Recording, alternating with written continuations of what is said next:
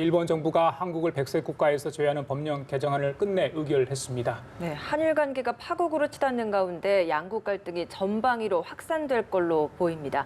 네, 보도국 취재기자 연결해 보겠습니다. 정호윤 기자.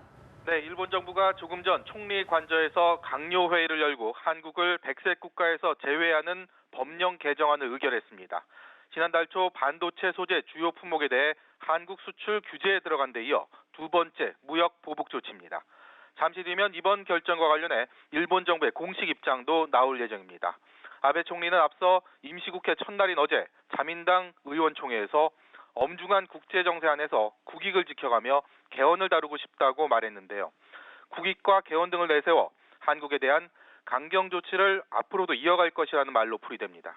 개정안이 의결되면서 한국의 백색 국가 제외 시행은 공포 3주 뒤인 이달 하순쯤 이뤄질 것으로 전망됩니다. 정 기자, 백색 국가 제외의 의미와 파장 어떻게 해석할 수 있을까요? 네, 현재 일본 정부가 지정한 백색 국가는 우리나라를 포함해 미국과 영국 등 모두 27개 나라입니다. 우리나라는 2004년도에 이 목록에 올랐는데 이번에 여기서 한국만 뺀 겁니다. 개정안이 시행되면 일본으로부터 수입하는 거의 전 품목에 걸쳐 하나하나 일본 정부의 허가를 받아야 합니다. 쉽게 말해 일본 정부가 마음대로 수출을 규제하겠다는 것으로 경제와 통상 분야에서는 그야말로 족쇄라고 할 수 있습니다. 이와 함께 안보 협력 등에도 영향을 미쳐 장기적으로 동북아 안보 지형이 크게 흔들리는 사태가 초래될 가능성이 제기됩니다. 개정안에는 국제 평화와 안전 유지를 위해 한국을 백색 국가 리스트에서 뺄 필요가 있다고 적혀 있는데요. 한국이 일본의 안보상 문제가 있기 때문에 우방국에서 제외하겠다는 것으로 해석할 수 있습니다. 하지만 속내는 일제 강제징용 피해자에 대한 우리 대법원 판결에 노골적인 불만을 나타낸 것이라는 데 의견이 모아집니다. 뿐만 아니라 개헌의 동력을 확보하기 위해 보수층 결집에 나선 아베 정권의 의도적인 한국 때리기라는 분석도 나옵니다. 네, 이렇게 되면 한일 관계 그야말로 최악의 파국으로 치달을 위험에 처하게 된 거 아니겠습니까?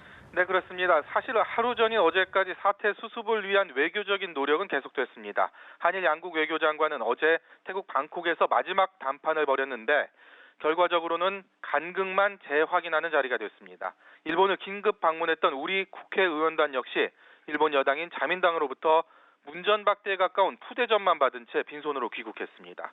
미국에서도 여러 핵심 인사들이 일본의 이번 조치가 나오기 전 우려를 나타냈었는데요.